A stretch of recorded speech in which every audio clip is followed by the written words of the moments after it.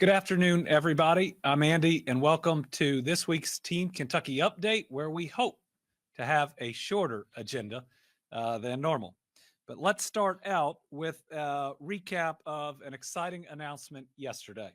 Yesterday, I joined U of L Health to celebrate the hoisting of the final beam of the South Hospital in Bullitt County. Healthcare is a basic human right. And this expansion of healthcare is going to make these services more accessible to people in this region. It is great news for families across the Commonwealth, and for residents of Bullitt County, it's going to save lives. The new U of L Health South Hospital will provide life-saving care and treatment for all of the people that come through its doors.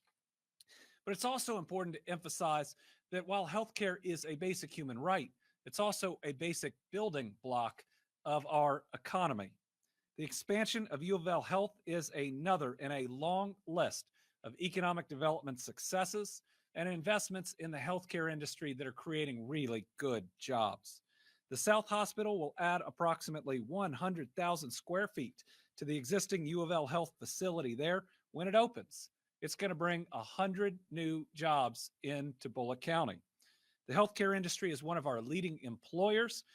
It has created 1,550 new jobs. That was in 2022 alone.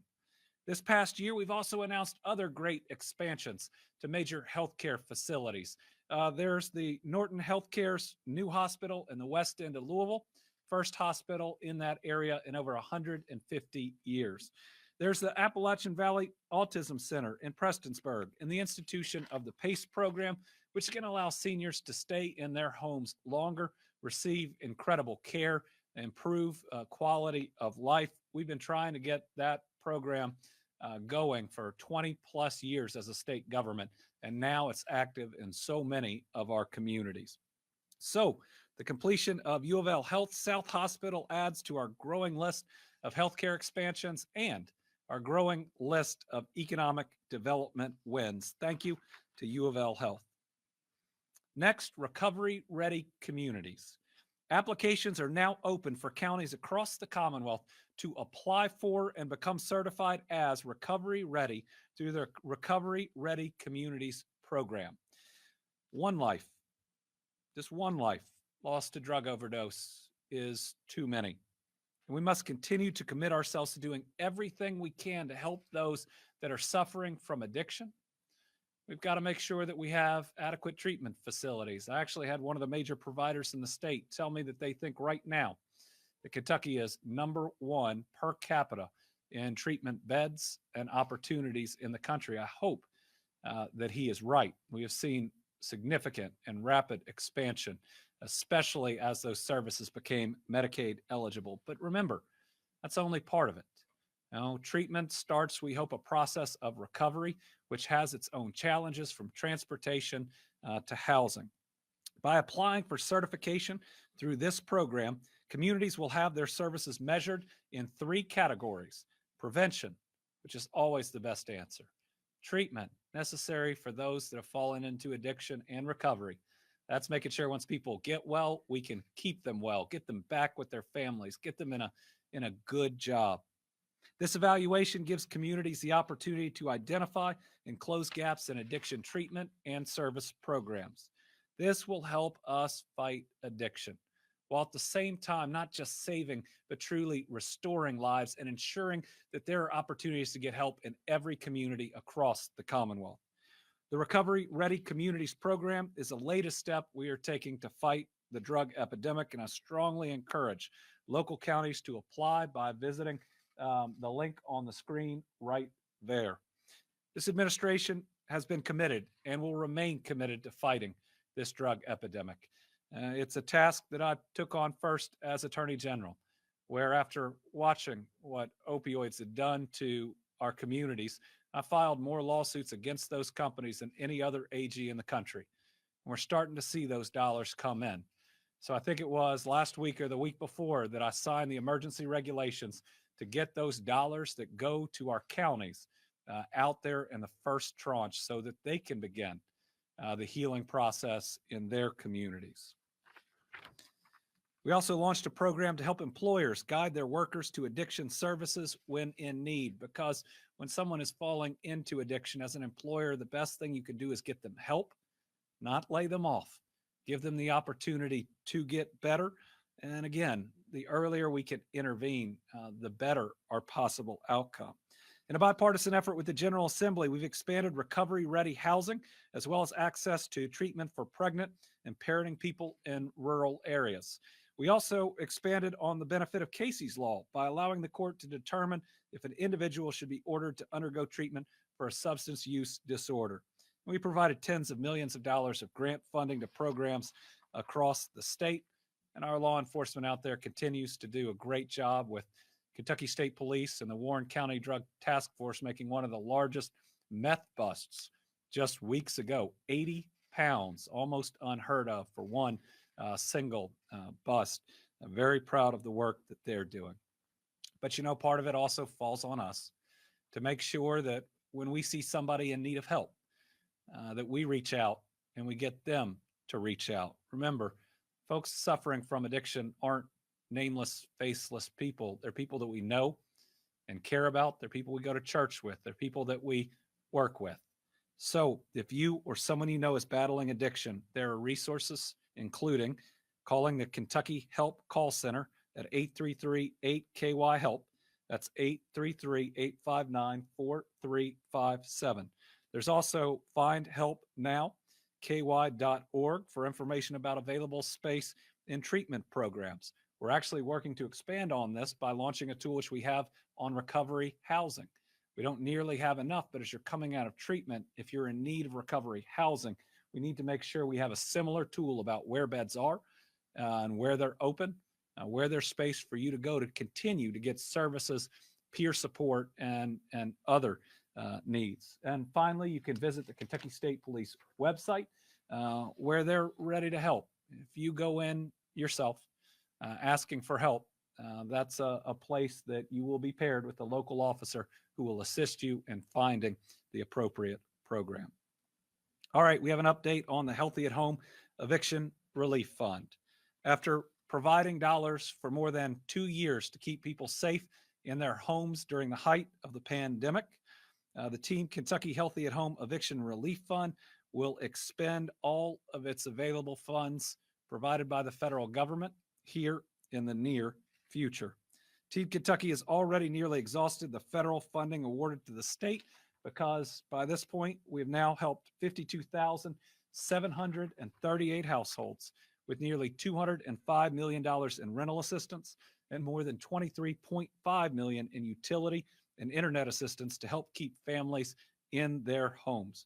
We've also been able to provide Louisville with $92.2 million of additional funding to assist their programs, and Lexington over $46 million to help with its program. All the remaining dollars from the federal government are in other programs, like those to help the homeless, or in new building of housing, especially in areas where we lack it. But this program has been a big success, getting significant dollars out there. But like a federal program that's designed for a specific period of time, at some point the dollars do run out, and they run out if you've successfully expended them to help as many people as possible.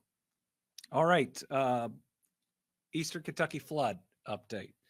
Next week will mark 6 months since that historic flooding took 44 lives and destroyed virtually everything for thousands of Kentuckians that emerged with only the clothes on their back. Listen, a lot of work and a lot of progress has been made, but there's a whole lot more to do. Let me repeat that I think this is going to be the toughest rebuild that this country has ever seen from a natural disaster. The lack of insurance monies, the challenge with the terrain and the need to move people from a place of danger that will flood again into a higher ground community. These are real challenges. But listen, if we can push back on a 1 every 100-year pandemic, we can do this too. And the way we do it is together. So giving a FEMA update, FEMA's now approved $95.4 million in aid and I say this every week, this is up $628,613 from last week. Each of the last 3 weeks, there's been at least $600,000 of additional awards provided to FEMA. So please do not give up. People who have had claims in the queue for a long time are finally seeing dollars, and you can too if you keep pushing. So since January 11th, an additional 3 applicants have received the maximum grant as well. If you need help, you can call FEMA at 800-621-3362 or visit a multi-agency resource center. Commonwealth Sheltering Program. We think we're starting to see some real stability in this program. We are actually down to just 3 pending requests. And what this means is for people's intermediate housing, it's really stabilizing at this point in the Eastern Kentucky area. That does not mean people have found permanent housing going forward. We still have a lot of work to do there. But what it means is that we've had, just since last week, 6 households transition out of the program. Those are good numbers because that means that they have found a more desirable place for their family than in one of the travel trailers. And this is, while we've had more people in travel trailers, this is the same in the East as compared to the West. It's the same general trend where you see the increase and then ultimately people finding other options. 249 travel trailers currently occupied. Kentucky state parks are now down to 28 people being housed in lodges or cabins. That's down from 360 on September 1st. 26 are at Jenny Wiley. 2 are at Carr Creek. I can't say enough about our Parks Department. I doubt any of them joined our Parks Department thinking that they would be providing housing and meals and help and emotional support to folks who had been through the worst when they signed up for that job. They have done a stellar job being there for their fellow Kentuckians. I can't tell you how proud I am of all of our parks employees and what they've done. On transportation, 3 additional bridge replacements have been completed since last week. Of the 1,100 bridges inspected, 100 were found in need of repair. 29 have been replaced, 14 have been repaired, 42 temporary crossings are up, and we are getting close to 500,000 tons of debris removed. We're at 490,000 tons of debris removed as of today. Still sitting at about $13.1 million in the Team Eastern Kentucky Flood Relief Fund. Donations are still going to be needed. My hope is that we're getting close on announcing additional high ground communities. And as we move into especially the longer term permanent housing mission, there's going to need to be more help out there. So please, if you can, help out with that fund. All right, an update on Department of Revenue offering tax filing assistance. As we are now well within the month of January, we all know that means that our taxes are going to be due in the coming months, filing them. And I want to share some information about getting free help for filing your taxes through the Department of Revenue. Each year, the Department of Revenue partners with the IRS to operate what they call volunteer income tax assistance sites. At these sites, knowledgeable staff provide free tax filing assistance to eligible individuals, families, as well as Kentucky state government employees. The free service is generally available to help individuals with an annual income of $60,000 or less. So if your annual income as an individual is $60,000 or less, you most likely qualify to get free assistance from the Department of Revenue and the IRS in filing your taxes. The window to schedule an appointment is now open.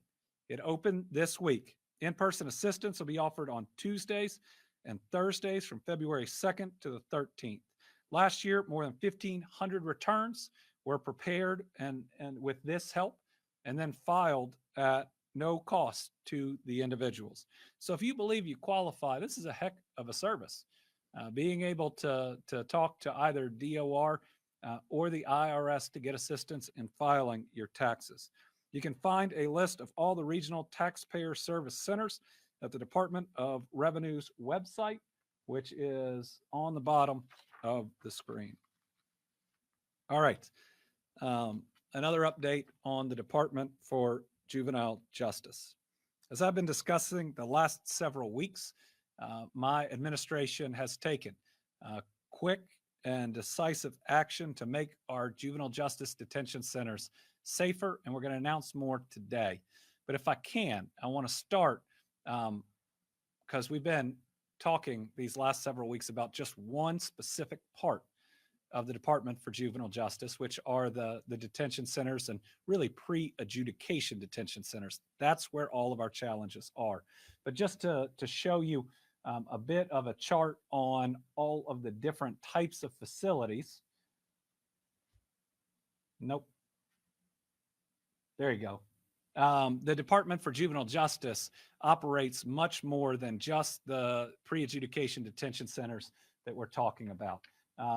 Those are the ones on the left, but then they run youth development centers, group homes, and day treatment centers that see many more youth throughout the course of the year than just the juvenile detention centers. And this is important to note because the mission for the Department of Juvenile Justice is much bigger than simply pre-adjudication detention.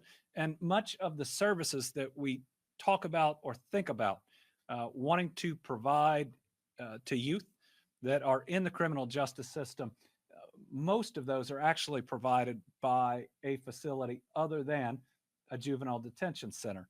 And the reason is this is pre-adjudication. So these children, these juveniles haven't been found guilty of their crime yet. And so there's a limitation in what you can talk to them about because typically they're always represented by counsel. So in many ways, the pre-detention juvenile detention centers, the best analogy is jail, though we certainly try to run them differently than that. So let's talk, though, specifically. All of our changes that we're talking about and the challenges that we've seen are at the regional juvenile detention centers. So in the last several weeks and over the last several months, we've made what I believe are the most significant operational changes in the DJJ detention centers since their inception nearly 20 years ago. The model that they had operated under before these changes had been the same for more than 20 years. That model for the first 20 years had taken any and all juveniles to the closest regional center, regardless of the offense that they had committed and regardless of their gender.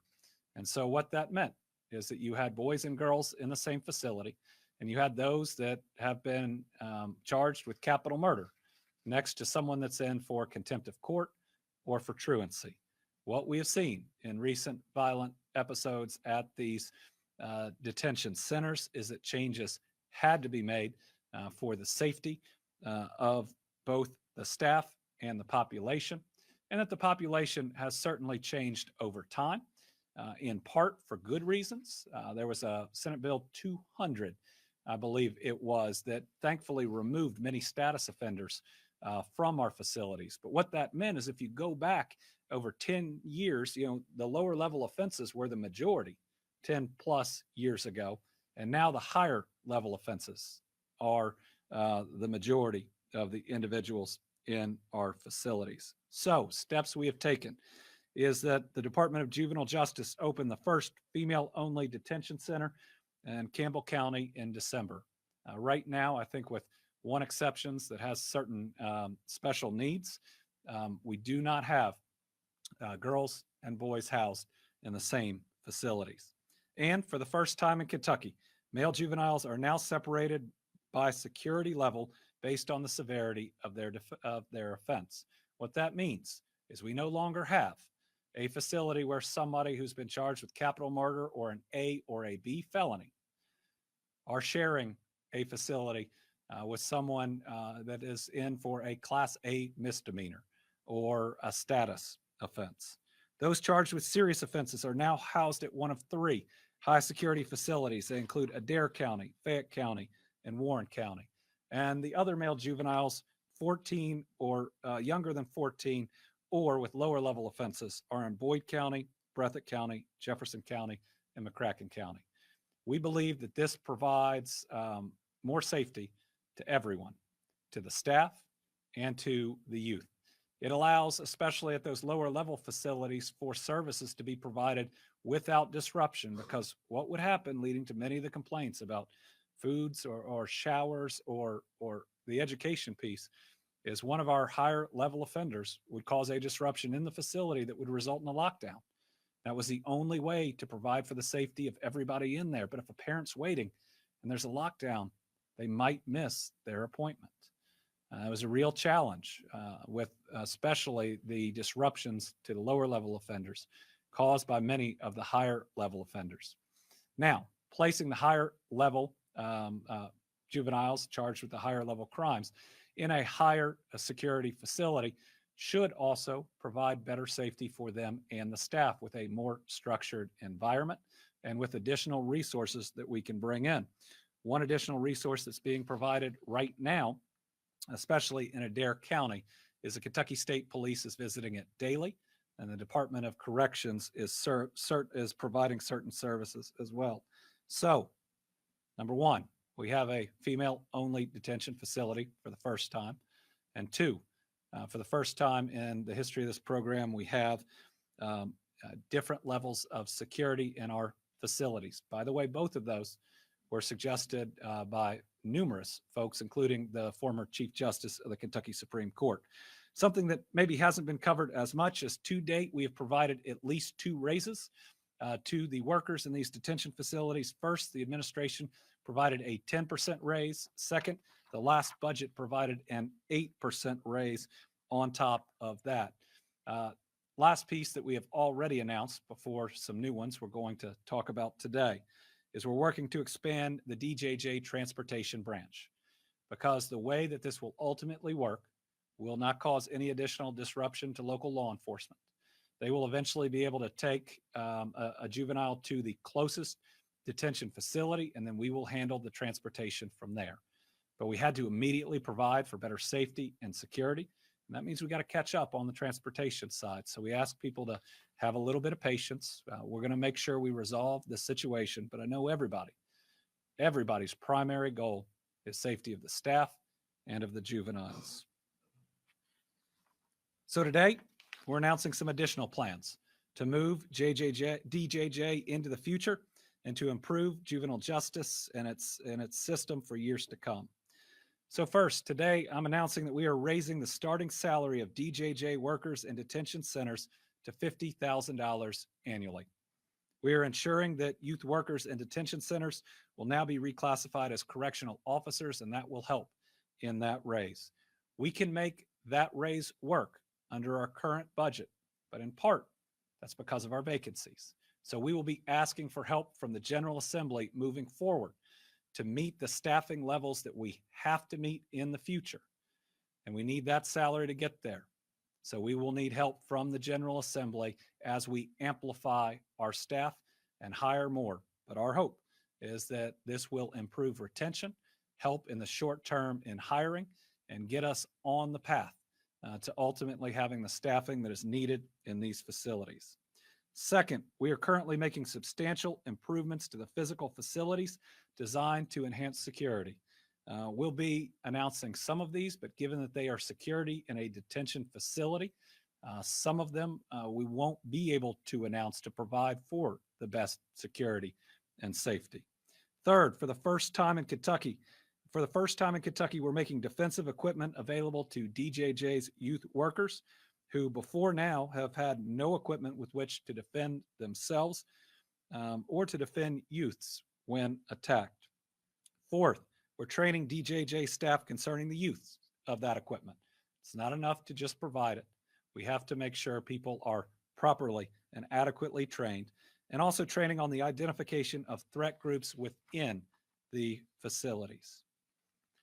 Next, and we believe this is a big one, we are hiring a director of security who brings deep experience in operating secure facilities. That person is former Department of Corrections Warden Larry Chandler, who is going to serve as DJJ's Director of Security.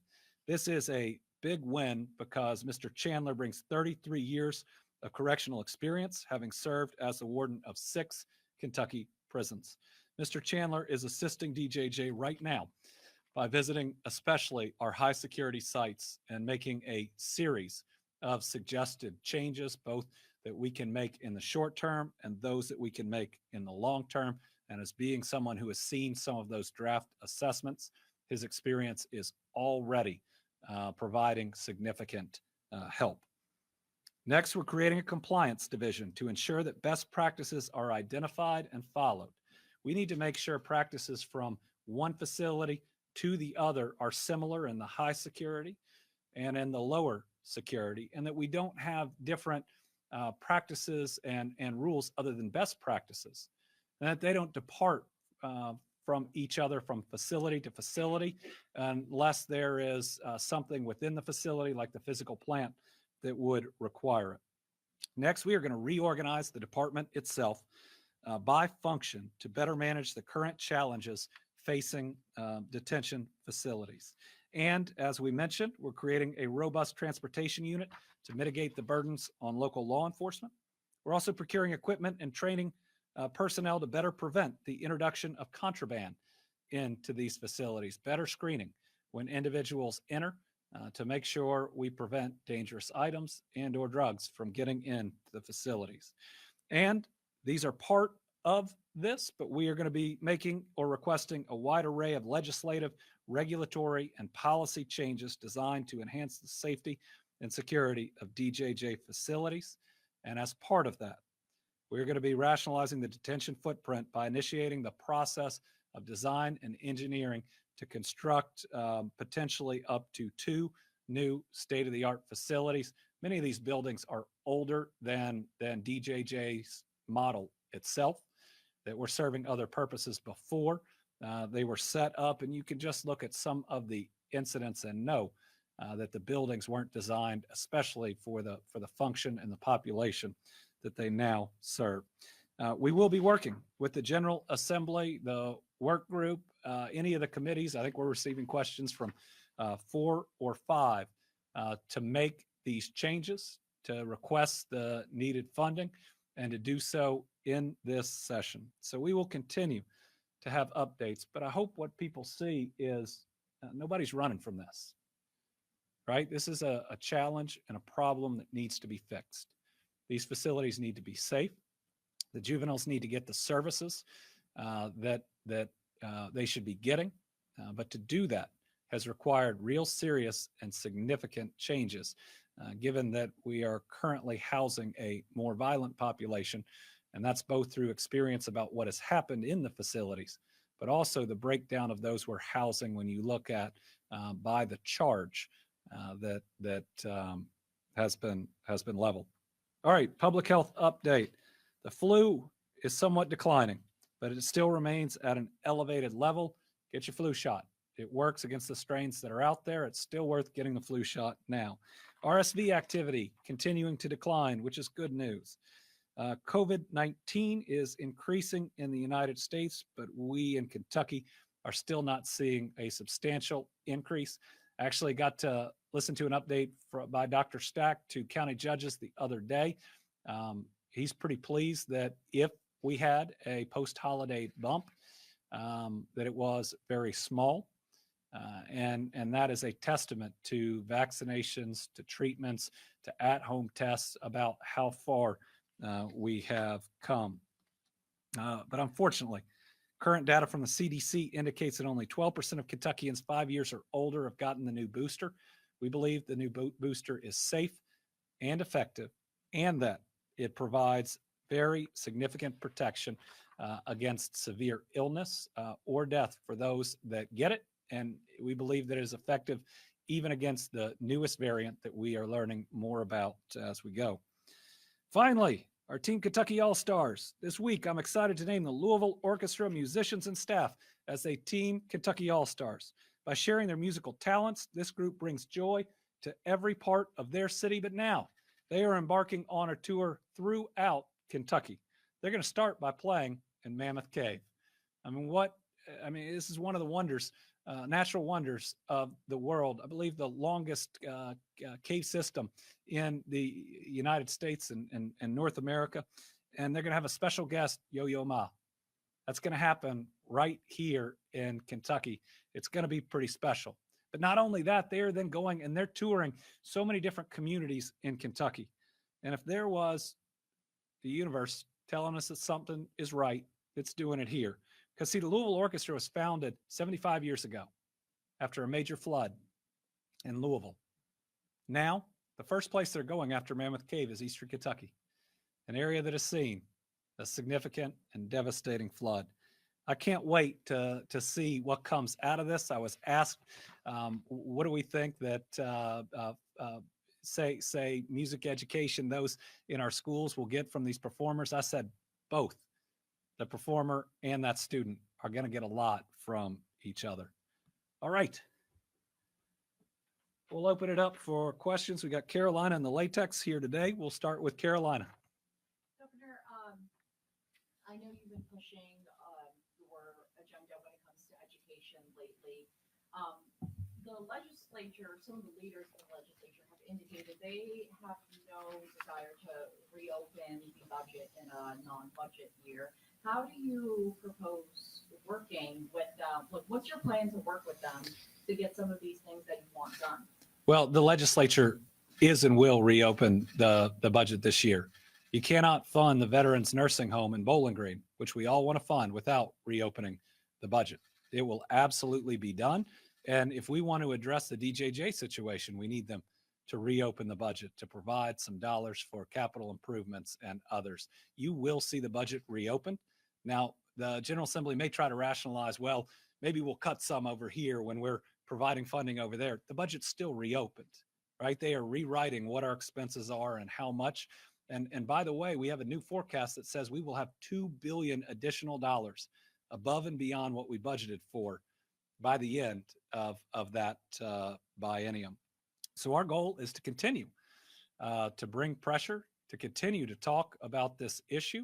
As you've seen, we're going around the state, taking this not just to an office in Frankfort, but people's communities that are so impacted by it. But in the end, all we're asking is for people to do the right thing. Right? Our teachers fell from being compensated 42nd in the country to 44th this last year. Some, when you look at the last decade in terms of inflation, have lost almost 35% of their compensation. And almost everywhere, when you account for inflation, earnings overall have dropped. That means we're asking our teachers to do a tougher job with less money in their pockets. So our goal is to work with anyone and everyone who will work with us, but just look at the numbers. $2 billion additional dollars, us falling in teacher pay. Indiana, with their Republican governor, talking about raising average teacher pay to $60,000 a year, and that being one of his key pushes. I mean, it's necessary for competition now. Yesterday, we were in Louisville and listening to the educators talk. They said two things that really stuck with me. Number one, this is a competition for talent. That in all of our colleges that have a school of education, there are districts from across the country now, not just across their state, that are trying to recruit these people. Well, if we're 44th in teacher pay, how many are we going to get? And with 11,000 teacher vacancies, if any of these legislators are serious about addressing learning loss, we have to have a teacher in the classroom to do that. So we'll continue to talk to anybody who's willing to talk to us. But let me also say there's no magic wand to get the General Assembly to do something. It's our goal to push, to put out our values, to advocate for what's right. It's ultimately their responsibility to do what's right. A lot of this is, well, they won't do the right thing, so how can you make them? Well, the responsibility's got to come down to those that have to take that vote to do right by our people. And all they got to do is go talk to their local school system, talk to one of their educators who doesn't have a sub.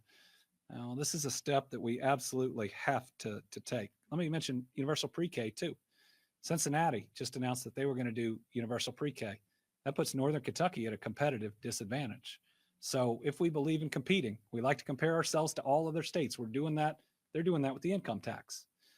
Well, let's look at teacher pay too, because we're competing on that side. And when we look out for talent, the need for universal pre-K. Tom Latek. Thank you, Governor. Good afternoon to you. How many shorthanded? What's the number of employees we're shorthanded in juvenile justice? And secondly, do you have any idea how much it's going to cost to do the upgrades to facilities and build the new ones? But we'll be coming out with a specific number that we'll be asking the General Assembly in terms of the additional hires that we need to make at the higher salary, as well as the upgrades. The transportation division is also new, so it's going to be significant. It will be in the tens of millions of dollars that we will need to make swift and significant changes that provide for more safety in these facilities. I'll get you the number. Our vacancy rates have been significant. I think that they've approached carry 40+%. That's just the vacancy rate in those positions. Anna Latek. Thanks, Governor. I don't think the rest of us, you've been monitoring the situation in DC with the debt ceiling having been reached, and now there's conflict between the White House and Congress as to how they're going to address the situation. What steps have you taken and has state taken to sort of watch out and, aid some federal programs that may end up facing some financial difficulties on account of this budget freeze? So we're carefully watching the debt ceiling. I would say debate. I'm not sure there's much to debate. The debt ceiling has always been raised when it's been reached. It was raised 3 times under the last president and multiple times before.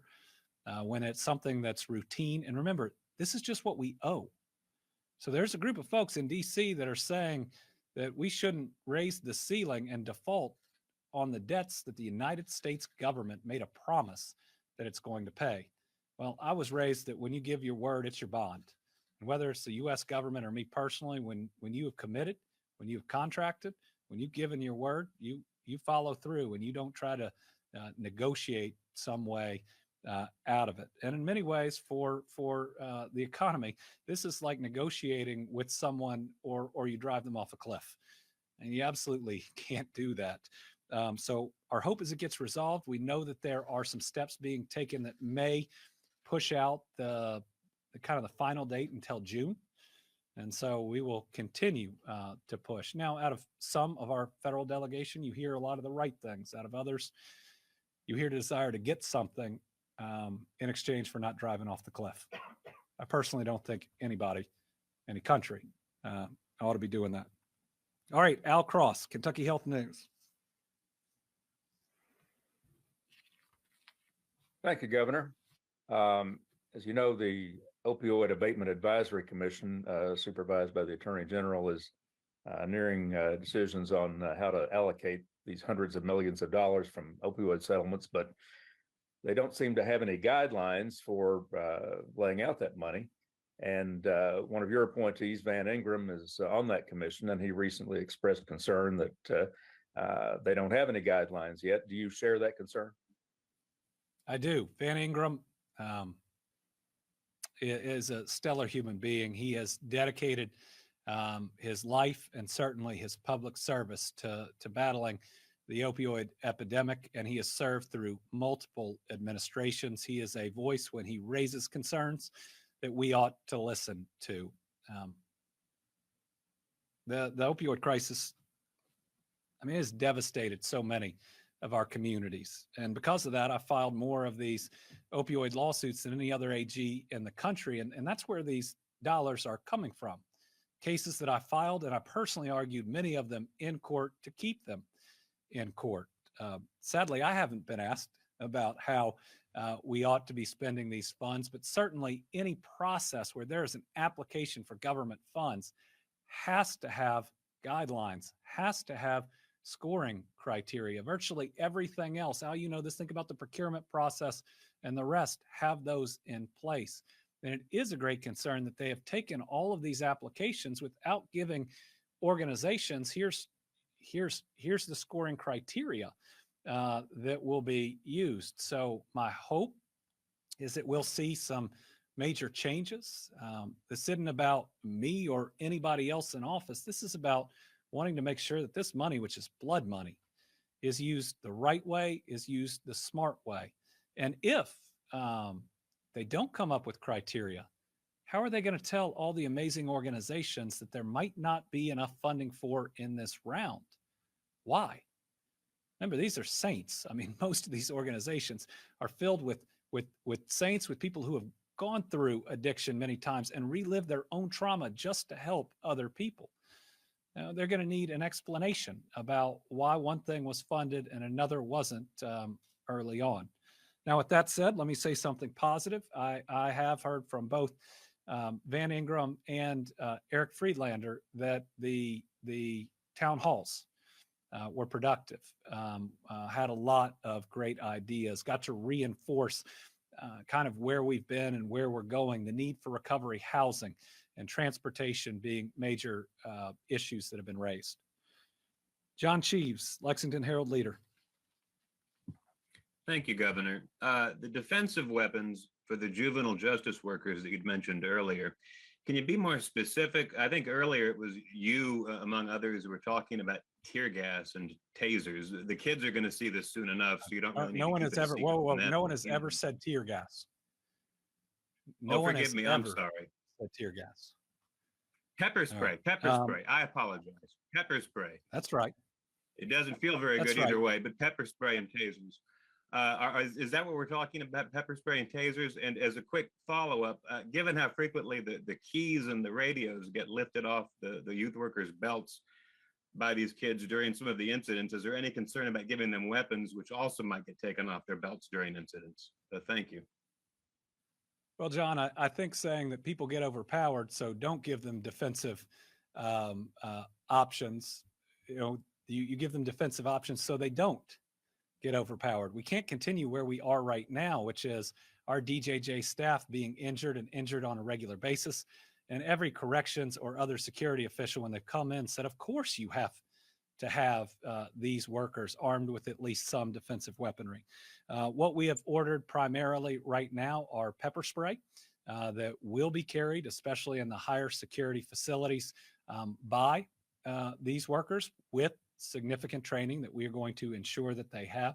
Tasers will be located inside of our facilities, but we're looking at the policy of when and where they are carried as opposed to being there if necessary.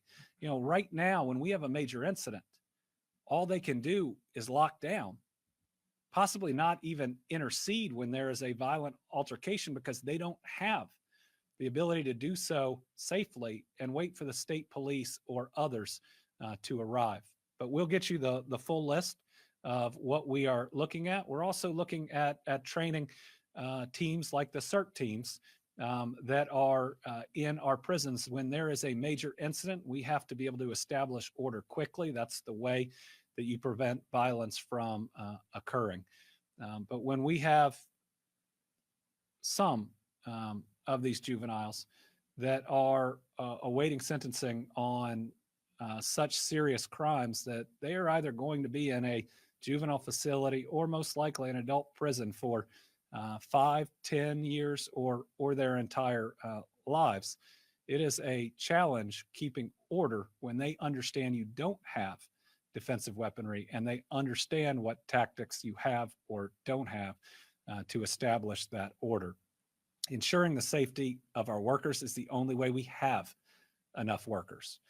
And then ensuring the safety of our workers is the start to ensuring safety for the juveniles as well. Certainly the two levels of lower level and higher level security give us some flexibility about what's required in each one. But let me just say, as a former top prosecutor and top cop in Kentucky, there's a big difference between pepper spray and tear gas. Krista Johnson, Courier-Journal.